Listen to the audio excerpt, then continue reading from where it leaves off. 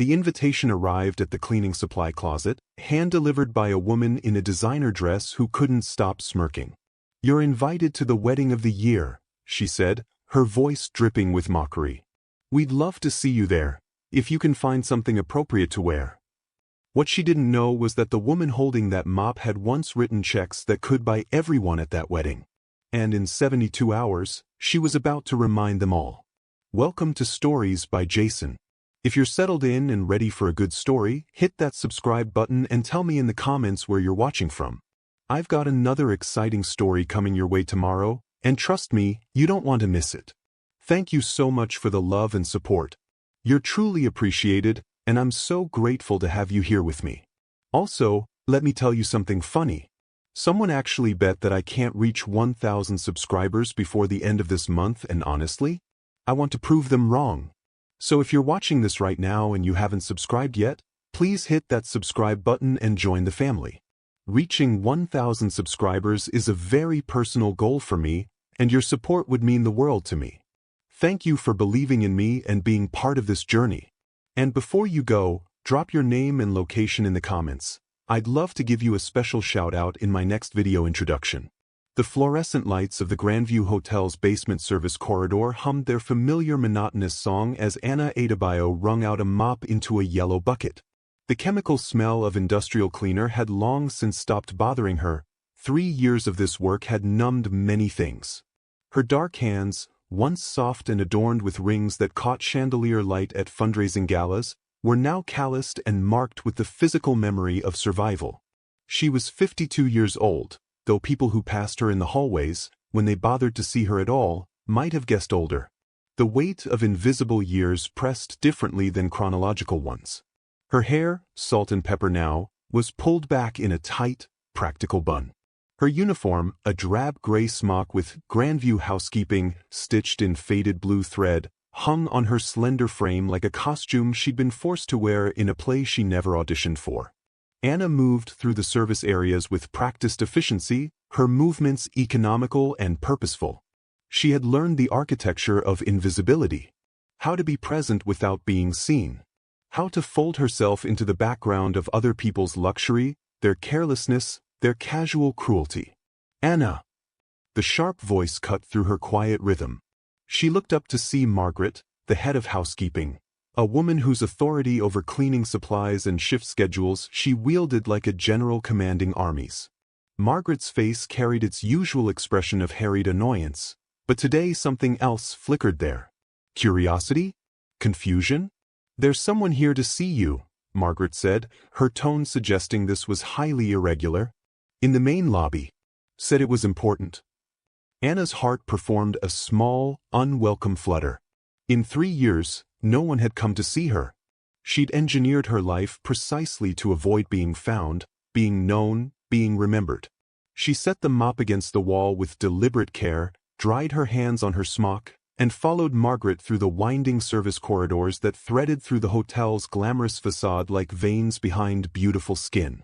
The contrast was always jarring, emerging from the gray, functional spaces into the Grandview's opulent lobby. Crystal chandeliers cascaded light across marble floors. Fresh flowers arranged in displays that cost more than Anna's monthly wage perfumed the air with roses and lilies. Wealthy guests moved through the space with the confident ease of people who'd never questioned their right to luxury. Anna spotted her immediately. Clara Hastings stood near the concierge desk, her designer dress probably worth more than most people earned in 6 months. She was 28, blonde, surgically perfected, and wearing the kind of smile that had nothing to do with happiness and everything to do with anticipated cruelty. 2 of her friends flanked her, equally polished, equally predatory. Clara's eyes locked onto Anna with undisguised delight. "There she is." Clara's voice carried across the lobby with deliberate volume. Several heads turned. "Anna, right? The cleaning lady?" Anna moved forward with measured steps, her face carefully neutral. Years of philanthropic work, of navigating complex social situations with grace, had taught her how to control her expressions. That skill, at least, hadn't abandoned her. "Miss Hastings," Anna said quietly. "How can I help you?" Clara's smile widened. She held up a cream-colored envelope, thick and expensive, with gold embossing that caught the light. "I have something special for you. My wedding is in 3 days. It's going to be the event of the season. Absolutely everyone who matters will be there." She paused for effect, enjoying her moment. "And we'd love for you to come." The friends giggled, poorly concealing their mirth behind manicured hands. Anna looked at the envelope, then back to Clara's face. She understood immediately, of course. This wasn't kindness. This was theater. Clara Hastings was inviting the help to her wedding as a joke, a bit of entertainment for her cruel social circle. Look at the cleaning lady trying to fit in with her betters. Watch her squirm in confusion, maybe show up in whatever pathetic outfit she could afford, provide some laughs. "That's very kind of you," Anna said evenly, making no move to take the envelope. "Oh, I insist." Clara pressed it into Anna's hands. "It's at the grand ballroom. Black tie, of course. I'm sure you'll find something suitable." The way she said suitable made it clear she expected nothing of the sort. "It would mean so much to have you there. Really. We want all kinds of people to celebrate with us. Diversity, you know." The friends giggled again, louder this time. Anna held the envelope, feeling its weight. Feeling the weight of what it represented, casual cruelty dressed up as magnanimity. The kind of power play people enacted when they wanted to remind others of their place in the hierarchy. "I'll consider it," Anna said softly. "Oh, please do more than consider." Clara leaned in conspiratorially, her perfume overwhelming. "I really truly want to see you there. It wouldn't be complete without you," she said, the way someone might say, cockroach or stain. Clara and her friends swept away in a cloud of laughter and expensive fabric, their heels clicking across marble like tiny hammers driving home their point. "You are nothing. You are entertainment. You are beneath us." Anna stood alone in the lobby, holding the invitation. Around her, the wealthy continued their movements, checking in, checking out, demanding things, receiving them. No one looked at her. The cleaning lady was invisible again, as she was meant to be. But something stirred in Anna's chest. Something that had been dormant for 3 long years. She opened the envelope carefully. The invitation inside was indeed spectacular, heavy cardstock, gold leaf, calligraphy that probably cost hundreds of dollars. "The pleasure of your company is requested at the marriage of Clara Victoria Hastings and Jonathan Rothschild Pierce III. Anna's breath caught. Rothschild Pierce. She knew that family. Had known them in another life. Anne Hastings, Victoria Hastings, Clara's mother, was the billionaire wife mentioned in whispers, the woman whose business empire had expanded precisely when Anna's foundation had collapsed. The woman whose lawyer husband had been instrumental in the legal battles that destroyed everything Anna built. This wasn't random cruelty. This was specific. Targeted. They knew who she was. Or Victoria did, at least. Maybe Clara did too. This invitation wasn't just mockery, it was a victory lap. A chance to parade their defeated enemy in front of 300 witnesses, reduced to servitude, stripped of power and dignity. Anna walked slowly back toward the service corridors, the invitation still in her hands. Margaret intercepted her. "Everything okay?" Anna nodded. "Yes. Thank you." What did she want? Anna looked down at the expensive cardstock. "She invited me to her wedding." Margaret's eyebrows shot up. "Really? That's actually kind of nice." "No," Anna said quietly. "It isn't." She returned to her bucket and mop, but her mind was elsewhere. Moving through memories she'd locked away because remembering hurt too much. 15 years ago, Anna Adabio had been a name that opened doors. The Adabio Foundation, which she'd founded with her late husband Marcus, had built schools in underserved communities, funded medical clinics, and provided scholarships to hundreds of students. Anna herself had been featured in Forbes, had spoken at conferences, had advised mayors and governors on community development. She'd grown up in a respected family, her father a civil rights attorney, her mother a professor. They'd taught her that wealth meant responsibility, that power should serve the powerless. When she married Marcus, a successful investment banker who shared her values, they'd combined resources and passion to create real change. And then came the betrayal. A business partner Marcus trusted embezzled millions, framing Marcus in the process. While they fought the legal battles, Marcus suffered a massive heart attack. The stress killed him. Anna, drowning in grief and legal fees, watched as former allies abandoned her. The foundation's board voted her out. Assets were frozen, seized, and redistributed. Victoria Hastings, who'd served on the foundation board and whose husband represented the fraudulent partner, had emerged from the wreckage with an expanded business empire and new philanthropic credentials. She'd effectively stolen Anna's life's work and rebranded it as her own charitable legacy. Anna had fought for 2 years before accepting defeat. She'd lost everything: money, reputation, connections, purpose. Friends stopped returning calls. Doors that once opened wide slammed shut. So she disappeared, changed her life, took work where she could find it, survived. And now, 3 years into her invisibility, Victoria Hastings's daughter wanted to invite her to a wedding. Wanted to display her as a trophy. Proof that the Hastings family won, that challengers got crushed, that the natural order prevailed. Anna sat down on an overturned bucket in the supply closet, still holding the invitation. She could ignore it, throw it away. That would be the safe choice, the smart choice. But as she stared at those gold-embossed letters, something else whispered in her mind. A memory of her father's voice. Dignity isn't something people give you, Anna. It's something you choose to keep, no matter what they try to take. And her mother's words. The people who try to humiliate you only have power if you accept their narrative. Anna thought about Clara's smirking face. Victoria's calculated destruction. 300 wealthy guests expecting to see a broken woman, a cautionary tale, a punchline. What if they saw something else? What if the woman who walked into that ballroom wasn't the cleaning lady they expected, but the woman Anna Adabio had been, and, despite everything, still was? The idea was dangerous. Probably foolish. She had almost no money, no resources, no support system. But she had something else. Something they couldn't see, couldn't understand, couldn't take away no matter how hard they tried.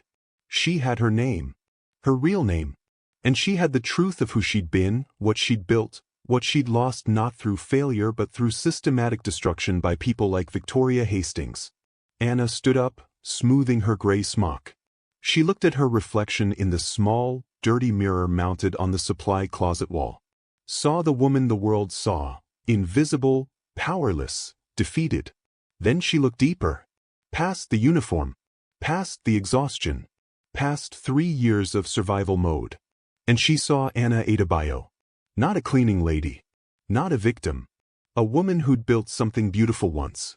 Who could remind people of that beauty, even if just for one night. They want to see me there? She whispered to her reflection. Then I'll make sure they really see me. She tucked the invitation carefully into her pocket and picked up her mop. She had 3 days to prepare. 3 days to do what seemed impossible. 3 days to resurrect herself. The small efficiency apartment Anna rented was a far cry from the historic brownstone she'd once called home, the one with the library Marcus built for her, the garden where they'd hosted intimate dinner parties for artists and activists, the kitchen where they'd stayed up late planning their next foundation project over wine and dreams. This place was 14 feet by 20. A kitchenette with a hot plate, a bathroom barely large enough to turn around in, a fold-out bed, and a single window that looked onto a brick wall. But it was clean, it was hers, and most importantly, it was anonymous. No one from her previous life would think to look for Anna Adabio here, in this neighborhood, in this building with its flickering hallway lights and perpetually broken elevator. She sat on her bed, still in her uniform, the wedding invitation on her lap. 3 days. Anna opened the small closet that held her entire wardrobe, 5 housekeeping uniforms, 3 changes of casual clothes, 1 interview outfit she'd bought at Goodwill when she first started job hunting 3 years ago.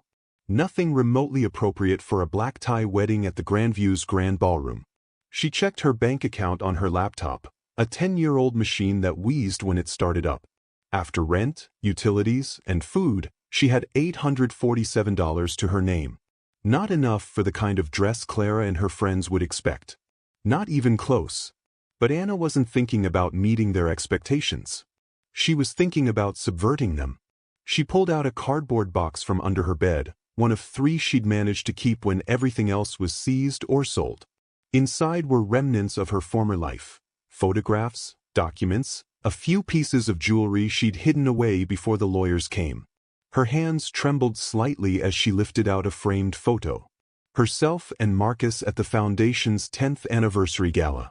She was wearing a midnight blue gown, his arm around her waist, both of them laughing at something someone off-camera had said. Her younger face radiated joy and confidence. The woman in that photo had believed the world could be changed, one project at a time. "I was so naive," she whispered. But even as she said it, another voice in her head, Marcus's voice, countered, "You weren't naive. You were hopeful. There's a difference." Anna set the photo aside and dug deeper. There, wrapped in tissue paper, was a necklace. White gold, with a pendant featuring 3 interlocking circles, the Adabio Foundation logo, commissioned from a local artist. Marcus had given it to her for their 15th anniversary. "For the woman who connects people to possibilities," he'd said. She hadn't worn it since his funeral. Anna held the necklace up to the light from her window. It caught what little illumination filtered through, the circles seeming to rotate and dance. This was real. This was proof, if she needed it, that her history wasn't a dream or delusion. She had been Anna Adabio, founder and director of an organization that had genuinely changed lives. That woman was still inside her, buried under layers of grief and survival, but not dead. Never dead. Anna's mind began working with the strategic precision she'd once applied to foundation business. She couldn't afford a designer gown, but she knew someone who could help. Janet Okafor, her former executive assistant at the foundation, had been one of the few people who remained loyal after everything collapsed. They'd lost touch over the past year, Anna's choice, not Janet's. She'd been too ashamed to maintain the connection. But Janet had tried. Had called, texted, emailed. The last message, 6 months ago: "Anna, wherever you are, whatever you're doing, you're still you. That doesn't change. Call me if you need anything. I mean it." Anna pulled out her phone, a basic model, nothing like the smartphone she'd once carried that managed her packed schedule. She found Janet's contact information and stared at it for a long moment. Pride warred with necessity. Necessity won. She pressed dial. The phone rang once, twice. Then, "Hello." Janet's voice, warm and familiar, hit Anna like a wave of emotion she wasn't prepared for. "Janet. It's Anna." Silence. Then, "Oh my God. Anna? Anna, is that really you?" "Yes." "Where are you? Are you okay? I've been so worried." "I'm fine. I'm okay." Anna's voice cracked slightly. "I need to ask you something. It's unusual." "Anything. What do you need?" Anna explained the situation, the invitation, Clara Hastings, the deliberate cruelty, her decision to attend. As she talked, she heard Janet's breathing change, heard the anger building. "Those absolute monsters," Janet said when Anna finished. "Victoria Hastings destroyed you and now her daughter wants to parade you around like a trophy?" "Yes." "And you're going to go?" "Anna, why would you subject yourself?" "Because I'm tired of being invisible," Anna said quietly. "I'm tired of letting them believe they won. They took my foundation, my reputation, my financial security. But they don't get to take my dignity. They don't get to erase who I was, who I am." Another pause. Then Janet said, her voice fierce with emotion, "What do you need from me?" "I need a dress. A real one. The kind I used to wear. And I need help remembering how to be her again." "Done. Where are you?" Anna gave her address. Janet didn't comment on the neighborhood or the building, though Anna heard the slight intake of breath that said she'd registered the change in circumstances. "I'll be there in an hour," Janet said. "And Anna? Welcome back." The line went dead. Anna sat in the gathering darkness of her small apartment, feeling something she hadn't felt in 3 years. Not quite hope, she wasn't ready for hope. But possibility. The faint glimmer that maybe, just maybe, she could reclaim something she thought permanently lost. An hour later, exactly on time, there was a knock at her door. Anna opened it to find Janet Okafor standing in the hallway, and the sight of her former assistant's face, kind, intelligent, strong, nearly broke Anna's carefully maintained composure. Janet was 45, Nigerian-American, with natural hair she wore in an elegant twist. She held 2 large garment bags and a professional makeup case. "Hi," Janet said simply. "Hi," Anna replied. Then they were hugging, and Anna was crying, quietly, because she'd learned to cry quietly over the past few years, and Janet was holding her the way a sister might, solid and sure. "I've got you," Janet whispered. "I've got you." They pulled apart. Janet stepped into the small apartment, her eyes taking in everything without judgment. She set the garment bags on the bed with reverence. "I kept some things," Janet said, "from the foundation offices. Before they liquidated everything. I hoped, someday you might want them back." She unzipped the first bag. Inside was a gown Anna recognized instantly. Midnight blue silk, elegant and timeless, with subtle beading along the neckline. The dress she'd worn to the foundation's final major gala, 6 months before everything fell apart. The night they'd raised $2.3 million for the scholarship program. "Janet," Anna breathed. "It's yours. It was always yours." Janet unzipped the second bag. "I brought options, but I think this one is the statement you want to make." Anna reached out, touching the fabric. It felt like touching her own history, her own skin from another life. "I can't believe you kept this." "I kept a lot of things," Janet said. "Documents, photos, articles about the foundation's work. All the evidence that what you built was real and mattered. I have it all in storage. I was waiting for you to be ready to look at it again." Anna sank onto the bed, overwhelmed. "But why would you do all this?" Janet sat beside her, taking her hand. "Because I worked for you for 8 years, Anna. I saw what you built. I saw how you treated people. The scholarship recipients who cried in your office because you changed their lives, the communities you visited personally to understand their needs, the way you remembered everyone's name and story. I saw how Marcus's death nearly destroyed you, and how Victoria Hastings circled like a vulture and picked your bones clean while you grieved." Her voice hardened. "That woman didn't beat you because she was better than you. She beat you because she was ruthless and you were vulnerable. But you know what she couldn't take? The truth. The actual work you did. The lives you changed. That exists independent of her narrative." Anna wiped her eyes. "I don't know if I can do this." "Yes, you do. You absolutely know you can. The question is, are you willing to?" Anna looked at the dress. Thought about walking into that ballroom.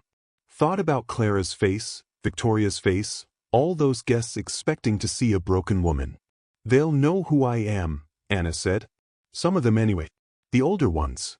People who attended our galas." "Good," Janet said fiercely. "Let them know. Let them remember.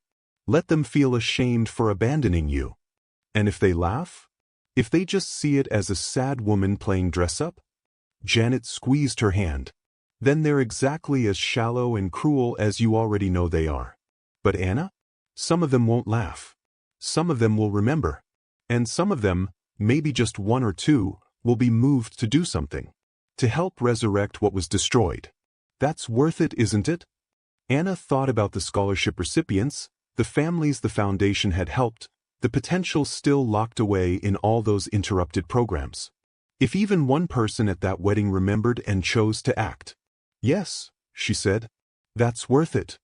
Janet smiled. "Then let's make you unforgettable." Over the next 3 days, Janet and Anna worked with quiet, focused intensity. Janet had kept more than just the dress. She'd maintained connections with some of the foundation's old network. A hairdresser who'd received a foundation scholarship agreed to do Anna's hair. A makeup artist who'd once volunteered at foundation events offered her services. They weren't just preparing Anna for a wedding. They were staging a resurrection. Janet talked while they worked, catching Anna up on everything she'd missed. Several of the foundation's scholarship recipients had gone on to extraordinary success. One was now a pediatric surgeon, another a civil rights attorney, a third had founded her own tech company. All had been trying to find Anna, wanting to thank her, wanting to help. "They haven't forgotten you," Janet said while they practiced Anna's entrance walk in the small apartment. No one who mattered has forgotten you. Anna learned that the Hastings Foundation, Victoria's rebranded version of Anna's life work, had become more about photo opportunities than actual impact. The programs lacked the personal touch, the community connection, the genuine care that Anna had made central to her approach. She stole your infrastructure but not your heart, Janet explained. And people can tell the difference. The night before the wedding, Anna stood in her apartment wearing the midnight blue gown. Janet had worked miracles with alterations. The dress fit perfectly, despite Anna being 15 pounds lighter than she'd been 3 years ago. Her hair, professionally styled, framed her face in soft curls. The makeup was subtle but transformative, emphasizing her eyes and her cheekbones. She looked in the small bathroom mirror and barely recognized herself. But that wasn't right. She recognized herself completely. She just hadn't seen this version of Anna Adabio in 3 years. "You look like you," Janet said from the doorway. "The real you." Anna touched the white gold necklace at her throat, the Adabio Foundation pendant. She'd polished it until it gleamed. "I'm terrified," she admitted. "But that means it matters. Terror means you're doing something brave. What if I walk in there and I just crumble? What if seeing all of them, seeing Victoria, seeing that world I lost, what if it breaks me?"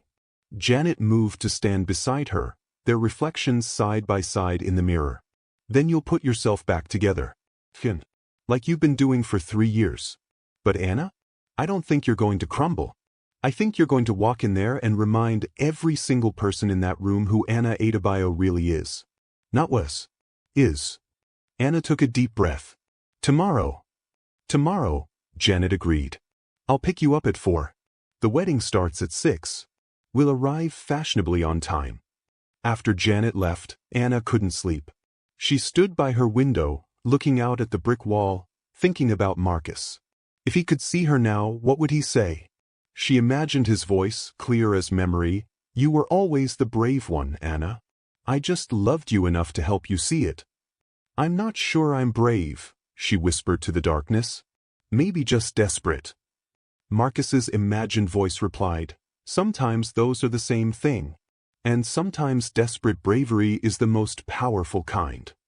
Anna touched the wedding invitation one more time, running her fingers over the embossed letters. Clara Hastings wanted to see her at this wedding? Wanted to humiliate the cleaning lady in front of 300 witnesses? She was going to get exactly what she asked for.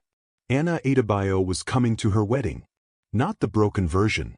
Not the invisible one. The real one. Saturday arrived with crystalline clarity, one of those perfect late spring days where the sky stretched endlessly blue and the sun seemed to know it was providing a stage for something important. Anna woke early, her small apartment already warm with morning light. She'd slept poorly, but it wasn't the fitful sleep of anxiety.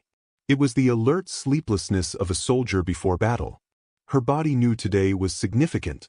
She moved through her morning routine with meditation-like focus. Shower. Careful skincare.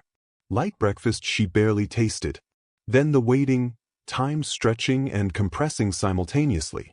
Janet arrived precisely at 4 p.m., driving a car Anna didn't recognize, a sleek black sedan, borrowed from a friend. "We're doing this right," Janet had said on the phone that morning. "All the way." Anna emerged from her building transformed. The midnight blue gown flowed around her like liquid night. Her hair, styled in an elegant updo, revealed the graceful line of her neck and the Adabio Foundation necklace.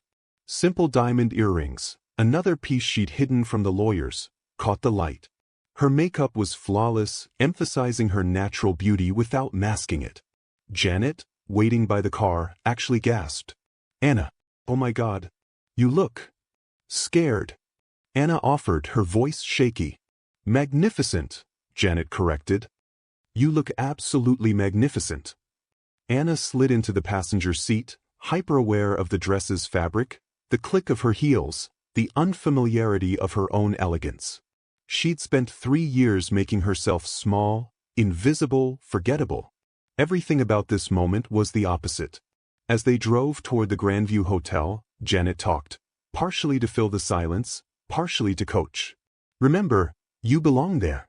Not because Clara invited you.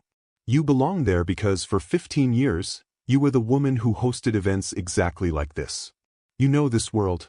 You built in this world. The fact that it temporarily rejected you doesn't change your fundamental right to occupy that space. Victoria will be there, Anna said quietly. Yes. What do I say to her? Janet glanced over, her expression fierce. Nothing. You don't owe that woman words. Your presence is the statement. They arrived at the Grandview at 5:45 p.m. The circular drive in front of the hotel was crowded with luxury vehicles. Bentleys, Rolls-Royces, Maseratis. Valets in crisp uniforms moved with practiced efficiency. Women in designer gowns and men in perfectly tailored tuxedos flowed toward the entrance in a river of wealth and privilege. Janet pulled up to the valet stand. Ready? Anna's heart hammered against her ribs. No. But I'm doing it anyway. That's my girl. The valet opened Anna's door. She stepped out, and several things happened simultaneously.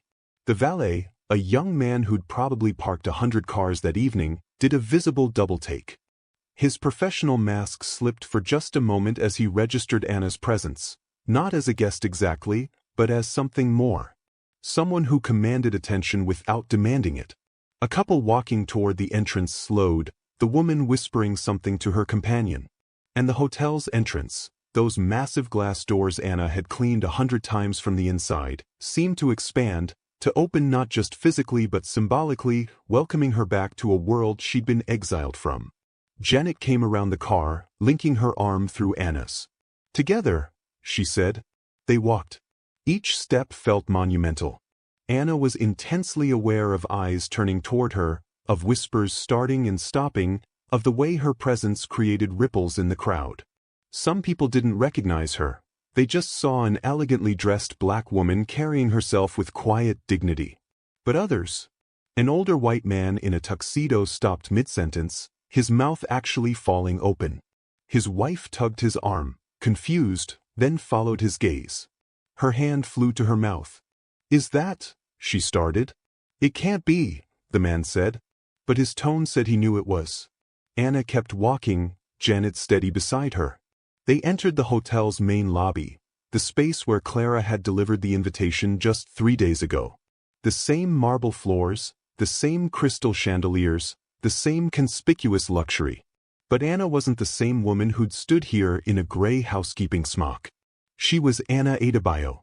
And she'd come home. The grand ballroom was on the hotel's second floor, accessible by a sweeping double staircase that split and curved upward like wings. As Anna and Janet climbed, Anna noticed something she'd never paid attention to when she worked here, how the architecture positioned arriving guests, displaying them for the crowd below before they reached the ballroom entrance. It was a stage, and she was about to take it. At the top of the stairs, an usher checked invitations. He looked at Anna's, the one Clara had mockingly pressed into her hands, and his professional smile faltered slightly. Welcome, he said, confused but trained to be polite. The ballroom doors opened, and Anna stepped into a different world.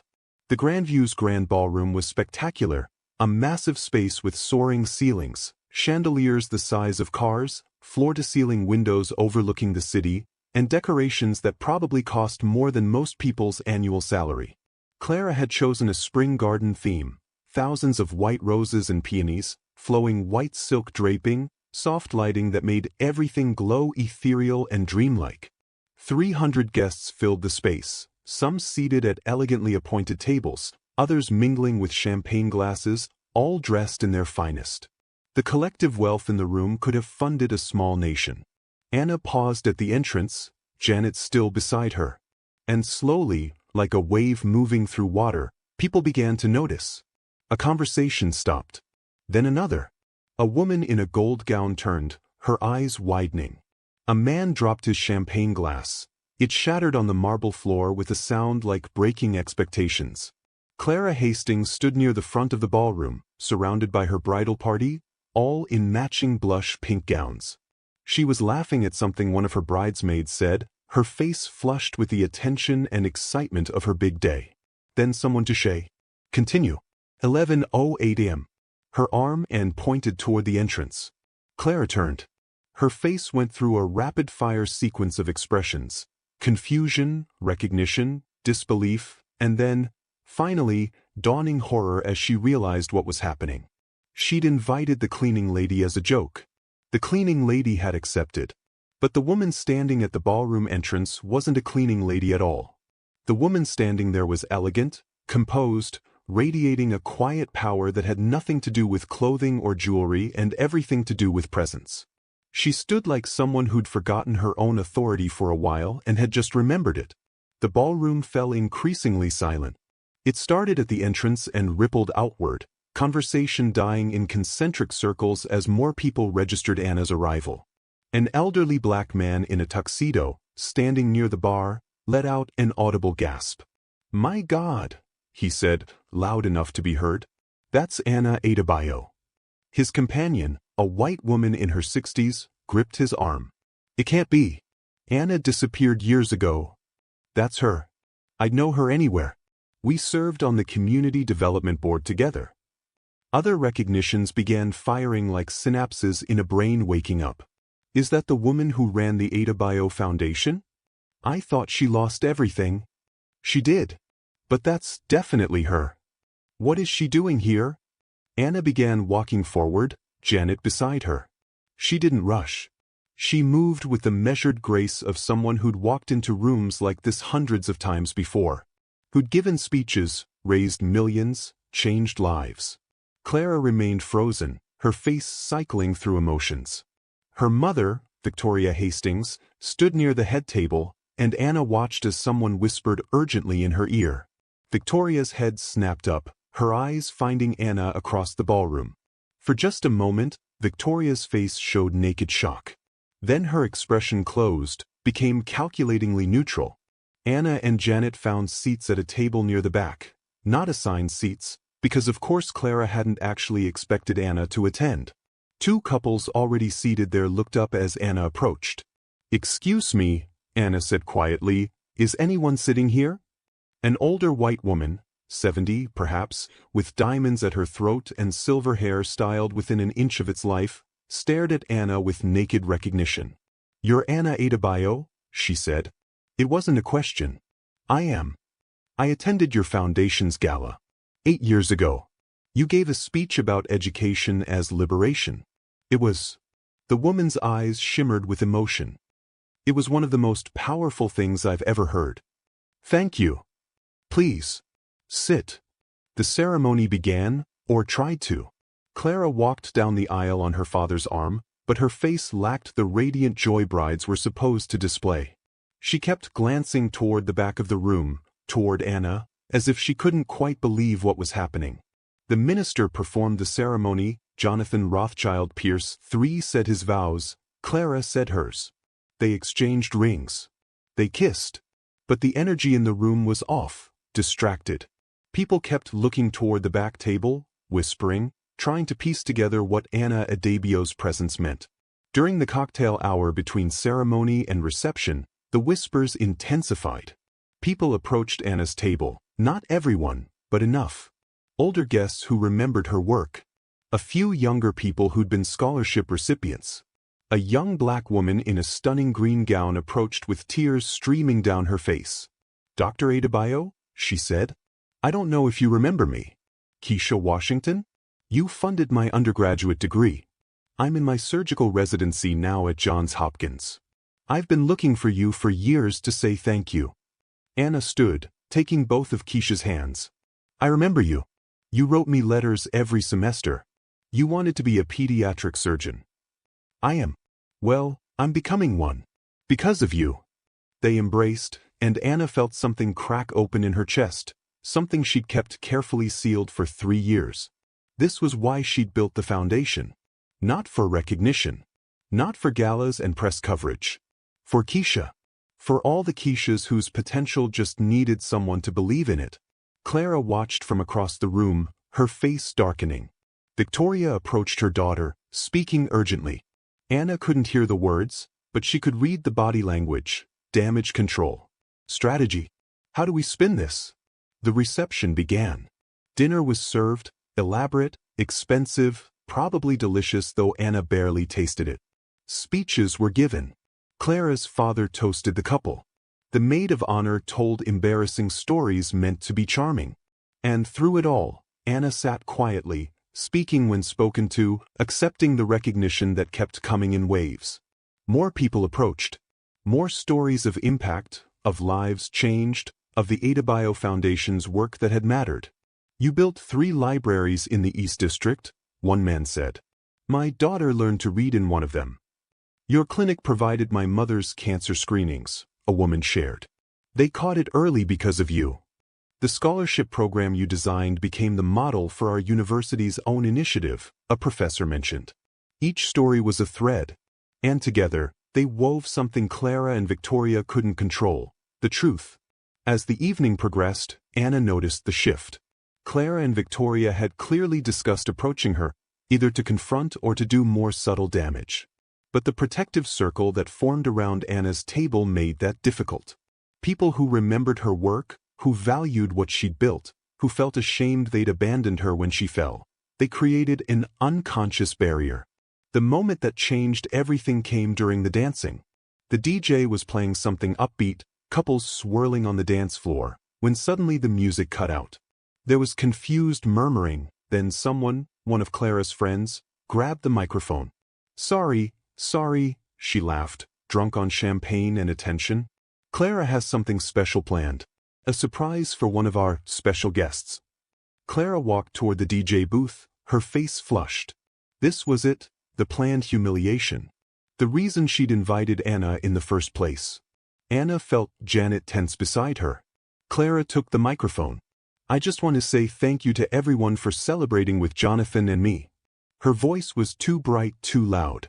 "And I especially want to thank some unexpected guests tonight." She looked directly at Anna. "We believe in diversity and inclusion," Clara continued, the words clearly practiced. "Which is why we invited someone very special to join us. Someone who works very hard at this hotel. In housekeeping, actually." Uncomfortable laughter from some guests. Confused silence from others. "Anna Adabio." Clara gestured toward Anna's table. "Stand up. Let everyone see you." It was meant to be mortifying. The rich bride acknowledging the help, forcing the cleaning lady to stand and be identified in front of 300 wealthy guests. But Clara had miscalculated. Because Anna did stand. Slowly, gracefully, with Janet rising beside her. And as she stood, the elderly black man from earlier, the one who'd first recognized her, stood as well. "I'll stand too," he said loudly. "For the woman who funded my community center. Who provided after-school programs that kept dozens of kids off the streets. Who changed my neighborhood." Then Keisha stood. "For the woman who gave me a future." The professor stood. "For the woman who modeled authentic philanthropy." Then another person. And another. Like a wave, people began standing. Not everyone, but enough. 20 people. 30. 40. Clara's face went pale. This wasn't the script. Victoria stood up, moving quickly toward her daughter, but it was too late. The elderly black man walked across the ballroom toward Anna. He was Lawrence Mitchell, Anna remembered now. Former city councilman, community organizer, retired but still influential. "Anna Adabio," he said, his voice carrying across the suddenly silent ballroom. "I served on the community development board with you for 5 years. I watched you build something extraordinary. The Adabio Foundation didn't just provide resources, it provided dignity, connection, hope. When your foundation collapsed." He paused, emotion thickening his words. "When it collapsed, our communities lost something irreplaceable." He turned to address the room. "Most of you don't know what happened. Some of you probably heard rumors. Let me tell you the truth. Anna Adabio built the most effective, most compassionate philanthropic organization this city had ever seen. And when her husband died, when she was vulnerable and grieving, others circled and dismantled what she'd created. They took her infrastructure, her reputation, her life's work." He looked directly at Victoria Hastings. "Some people in this room know exactly what I'm talking about." Victoria's face remained carefully neutral, but spots of color appeared on her cheeks. Lawrence turned back to Anna. "You disappeared. We looked for you. Many of us wanted to help, wanted to support rebuilding what was lost. But you vanished. I had to, Anna said quietly. I had nothing left. You have more than nothing, Lawrence said. You have the truth of what you built. You have the lives you changed. You have people in this room who remember and honor your work. He paused. And you have people who would very much like to help resurrect the Adabio Foundation, properly this time, with the protection and support you needed 3 years ago. Anna felt tears threatening. I don't know if I can. You can, Keisha said, moving to stand beside Lawrence. And you're not alone anymore. Clara stood at the DJ booth, the microphone dead in her hand. Her moment of planned cruelty had transformed into something entirely different. Her wedding reception had become a referendum on her mother's character, a resurrection of a woman she'd tried to humiliate. Victoria moved toward the center of the ballroom, her face set in a smile that didn't reach her eyes. This is all very touching, she said, her voice carrying that particular authority wealthy white women wield like a weapon. But perhaps we should return to celebrating the bride and groom? This is their day after all. Is it? Anna surprised herself by speaking, her voice quiet but clear. Is this really about celebrating them? Or is this about power? About reminding people of their place? She moved into the center of the room, the crowd parting for her. Your daughter invited me to this wedding as a joke, Anna said, addressing Victoria directly. She invited the cleaning lady, because that's what I am now, yes.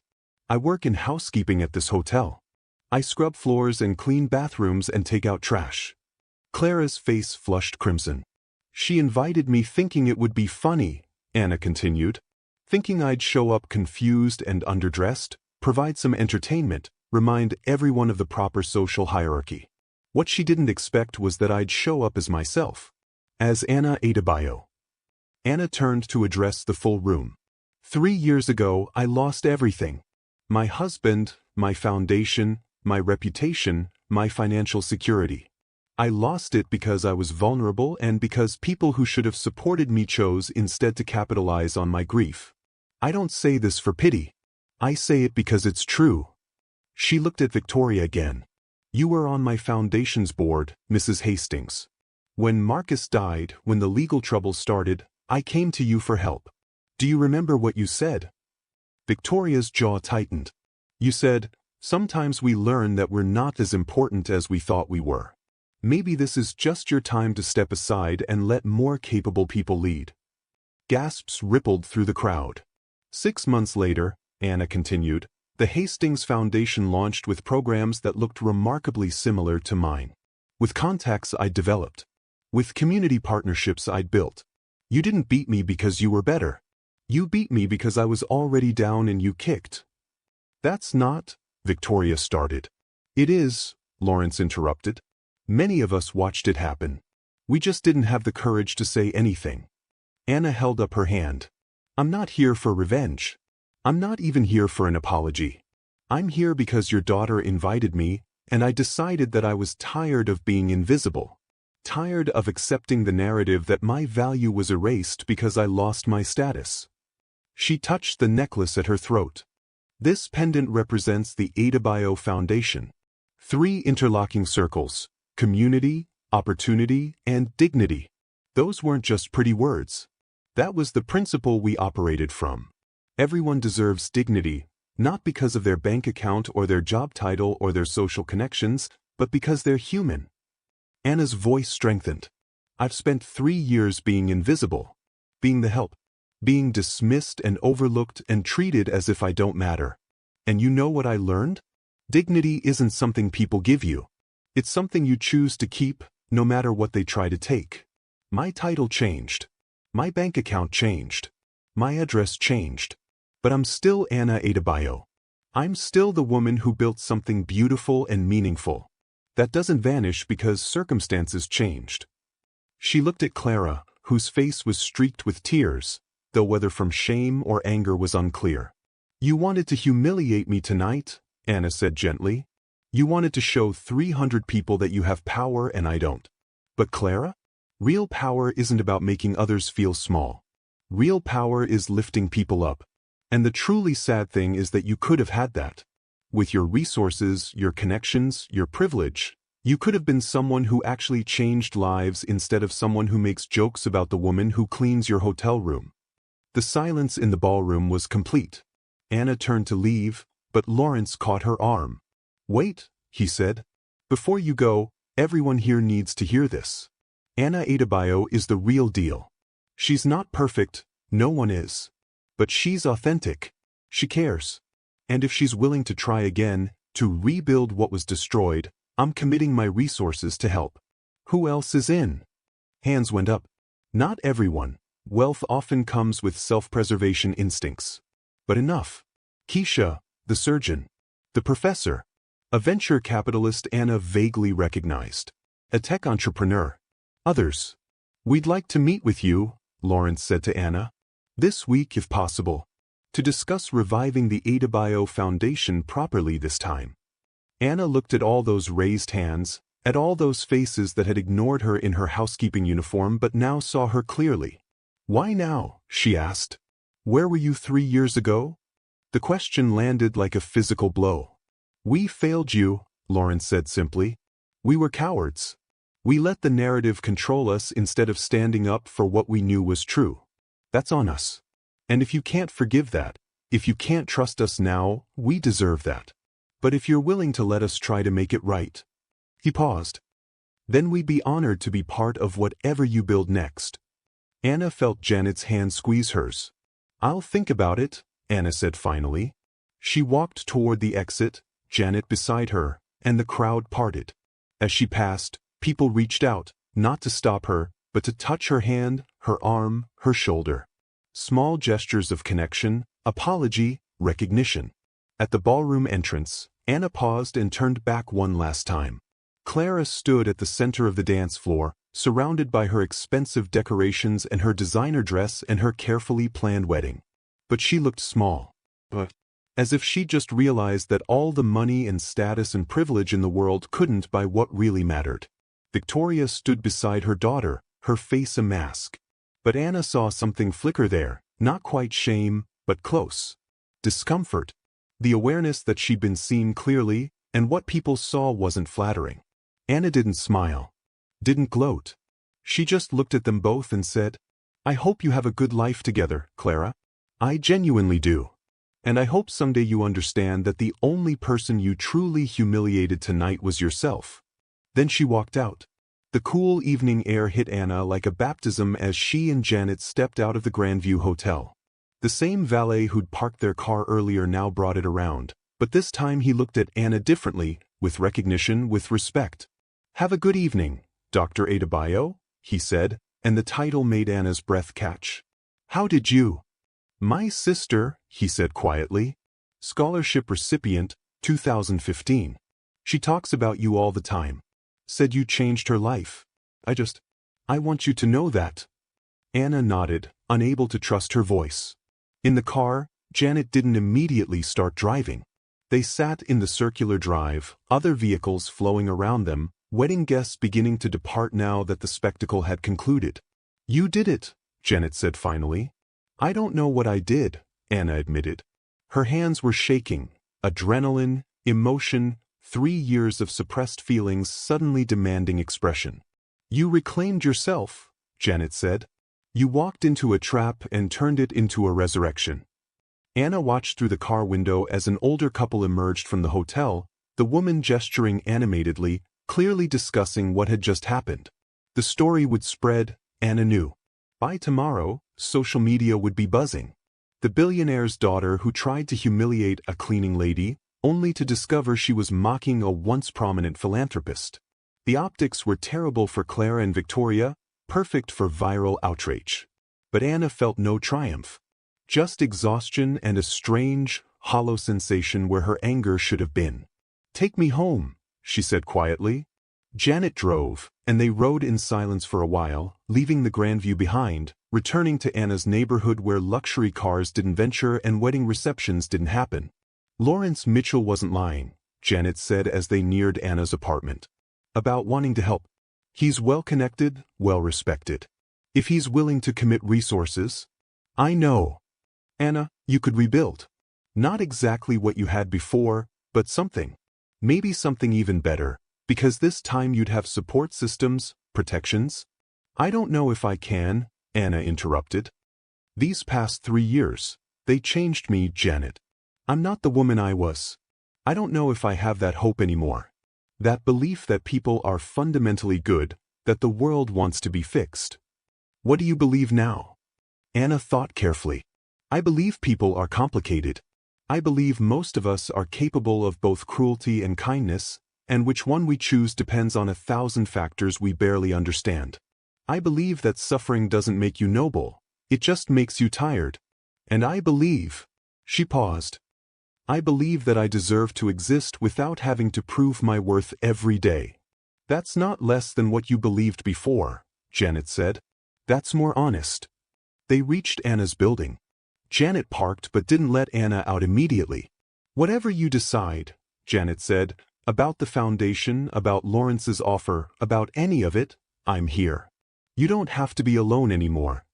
Anna felt tears finally come, not dramatic crying, just quiet tears sliding down her cheeks, washing away 3 years of careful control. Thank you, she whispered.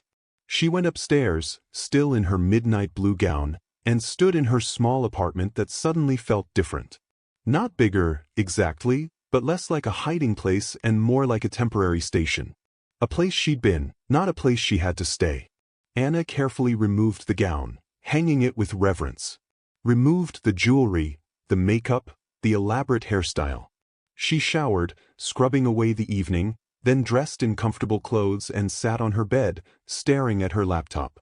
The temptation to Google herself, to see what people were saying about the wedding, was overwhelming. But she resisted. Whatever narrative was emerging online, it didn't change what had happened. Didn't change how she felt. Her phone buzzed. A text from a number she didn't recognize.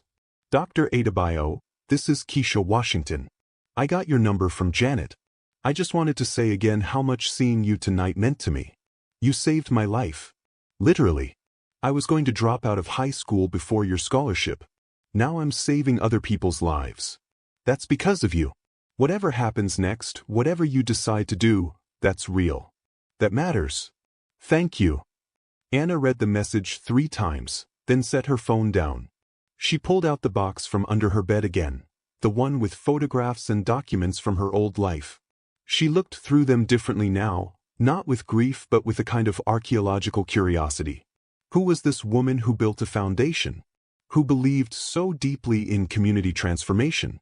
She was me, Anna thought. And I'm her. Both things are true.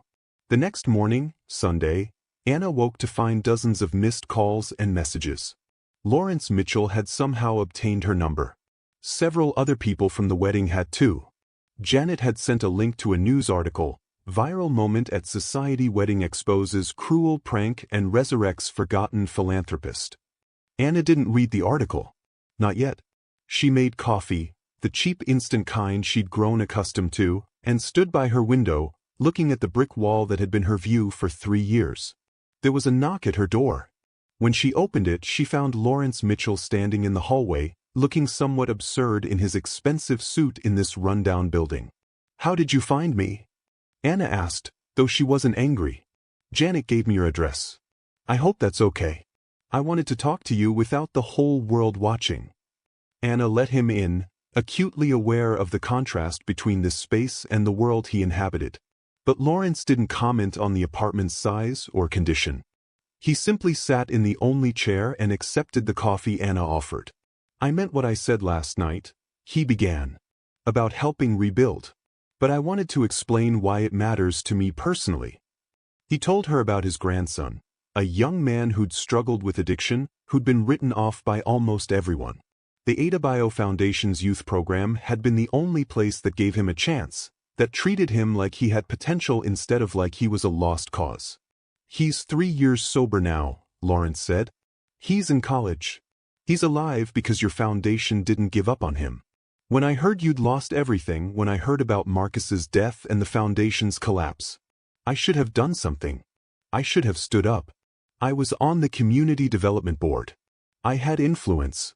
But I was scared of Victoria Hastings' lawyers, scared of the political fallout, scared of being on the losing side. He looked directly at Anna. I let you down when you needed support most. And I've regretted it every day since. This isn't about assuaging my guilt. You don't owe me absolution. But if you're willing to try again, I want to do what I should have done 3 years ago, stand with you. Anna sipped her coffee, thinking. I'm not the same person, she said finally. I can't be that hopeful, optimistic leader who believed changing the world was just a matter of good intentions and hard work. That woman died with Marcus. Good, Lawrence said, surprising her. We don't need that woman. We need this one. The one who's survived, who's seen the worst of people and systems, who's earned her skepticism. We need someone who understands that hope isn't naive enthusiasm. Hope is choosing to keep going even when you know how hard it is, how much can go wrong, how many people will disappoint you. Anna felt something shift in her chest. I'd need control, she said slowly. Real control. Not a board that can vote me out when things get difficult. Not partnerships that can be weaponized against me. Not dependence on people who can withdraw support on a whim. Agreed. And I won't do it alone.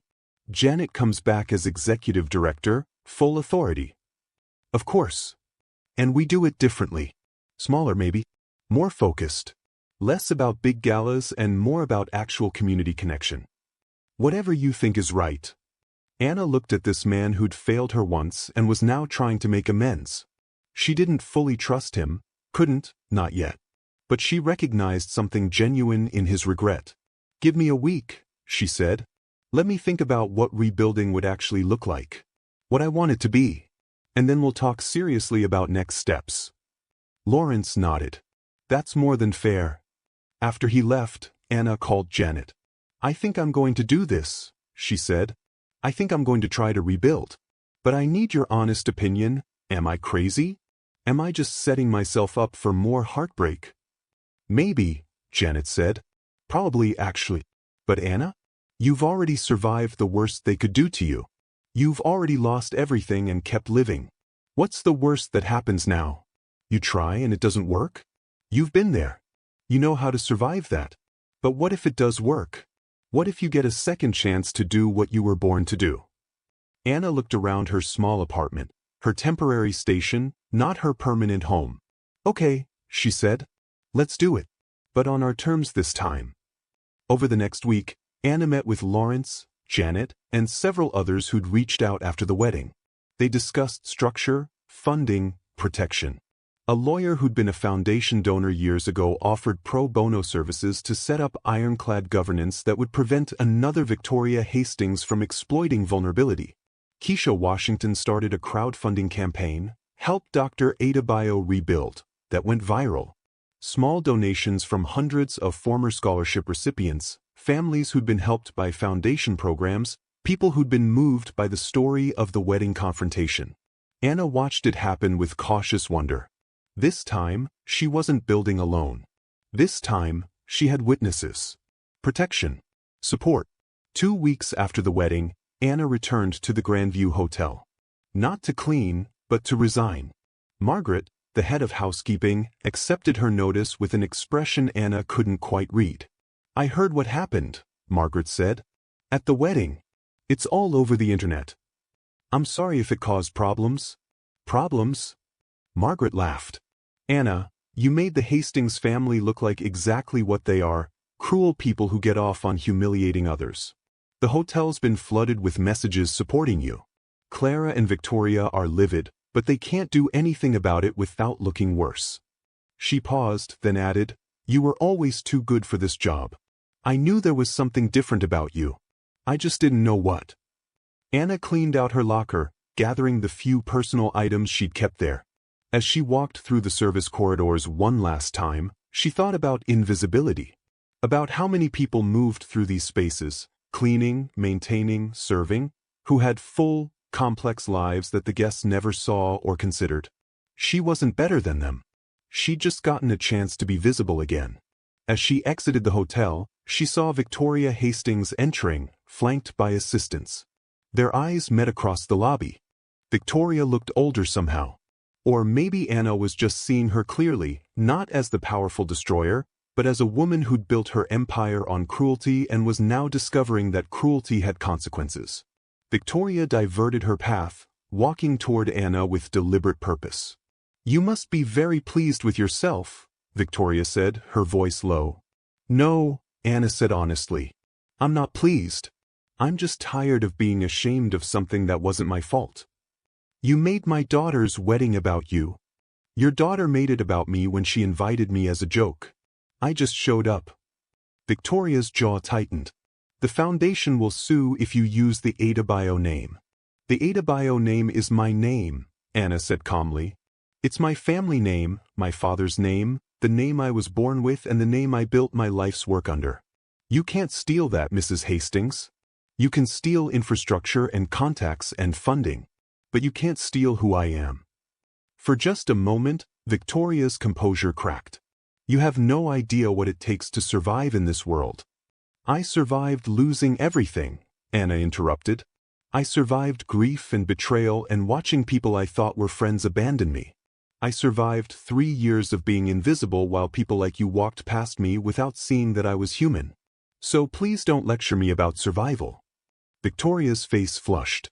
Then, without another word, she turned and walked away, her heels clicking against marble like a retreat. Anna stepped out into the sunlight, taking a deep breath of air that tasted like possibility. Her phone buzzed. A text from Janet, "Office space acquired. Nothing fancy, but it's ours. Ready to see it?" Anna smiled. Genuinely smiled for the first time in years. "On my way," she texted back. 3 months later, the Adabio Foundation officially relaunched. Not with a splashy gala or press conference, but with a quiet community meeting in the East District, where they'd built those first libraries years ago. 200 people showed up, former scholarship recipients, community members who remembered the foundation's work, new faces who'd heard the story and wanted to be part of rebuilding. Anna stood before them, Janet beside her, and looked at all those expectant faces. "I'm not going to promise to save anyone," she said. "I'm not going to promise that good intentions automatically lead to good outcomes. What I will promise is this: we'll listen. We'll show up. We'll treat every person we work with as having inherent dignity and worth. And we'll keep trying even when it's hard, even when we fail, even when the world tells us it's not worth it." She paused, emotion thick in her throat. 3 months ago, I was cleaning hotel rooms and trying to be invisible. Someone invited me to a wedding as a cruel joke, thinking they could humiliate me. Instead, they reminded me who I was. Not who I had been, who I am. And I'm grateful for that reminder, even though it came from cruelty. Anna touched the necklace at her throat, the one she now wore every day. Community, opportunity, dignity. That's still what we're about. That's still what matters. And if you're here tonight because you believe that too, then welcome. Let's build something beautiful together. The applause started small, then built like a wave. After the meeting, as people mingled and talked, Keisha approached with a young woman Anna didn't recognize. "Dr. Adabio, this is my mentee, Jasmine. She's pre-med, brilliant. But she's struggling with tuition and doesn't think she can continue." Anna looked at Jasmine, saw herself, saw all the young people whose potential just needed someone to believe in it, and felt the familiar stirring of purpose. "Let's talk," Anna said, leading Jasmine to a quieter corner. "Tell me your story." And as Jasmine talked, as Anna listened with full attention and genuine care, she felt something settle into place. Not happiness, exactly. She'd learned that happiness was more complicated than she'd once believed. But rightness. The sense that she was where she belonged, doing what she was meant to do. Later that night, back in her apartment, still small, still temporary, but now by choice rather than necessity, Anna stood by her window and thought about crowns. Clara had tried to steal hers by reducing her to a punchline, a cleaning lady, someone beneath notice. Victoria had tried to steal it years ago by dismantling everything Anna built. But they'd never understood. The crown was never the title or the status or the bank account or the foundation's infrastructure. The crown was who she was when everything else was stripped away. The crown was choosing dignity when the world denied it. The crown was believing people mattered, all people, regardless of their circumstances, and living that belief even when it cost everything. That crown had never left her head. She just stopped seeing it for a while, stopped trusting it was there. But it had been. Through every day of scrubbing floors, through every moment of invisibility, through every second of survival. Anna Adabio had never stopped being Anna Adabio. She just needed to remember. So what would you have done? If you were invited somewhere not as a guest but as a joke, if someone tried to parade you around for entertainment, to mock your struggles, to remind you that you're supposed to know your place, would you have the courage to show up anyway? Would you walk into that room and force them to see you not as they imagine you, but as you truly are? This story is about more than just one woman at one wedding. It's about every person who's ever been underestimated. It's about everyone who's been invisible while the wealthy and powerful moved through the world without seeing them. It's about the cleaning staff, the service workers, the people who keep society running while society refuses to acknowledge their humanity. And it's about the truth that dignity isn't something anyone can give you or take away. It's something you choose to keep, no matter what. Anna Adabio lost everything. Her husband, her foundation, her reputation, her financial security, but she never lost herself. And when someone tried to humiliate her, she turned their cruelty into a moment of reckoning that changed hundreds of lives. If this story made you angry about the way people treat those they consider beneath them, if it restored your faith that justice can prevail when we stand up for what's right, if it reminded you that everyone has a story deeper than what we see on the surface, then I need you to do something for me. Smash that like button right now. Show me that you believe people deserve dignity regardless of their job title or bank account. Let's push this video to more people who need to hear this message. Drop a comment below saying, "Justice served," if you're tired of watching cruel people win. Tell me, what would you have done in Anna's shoes?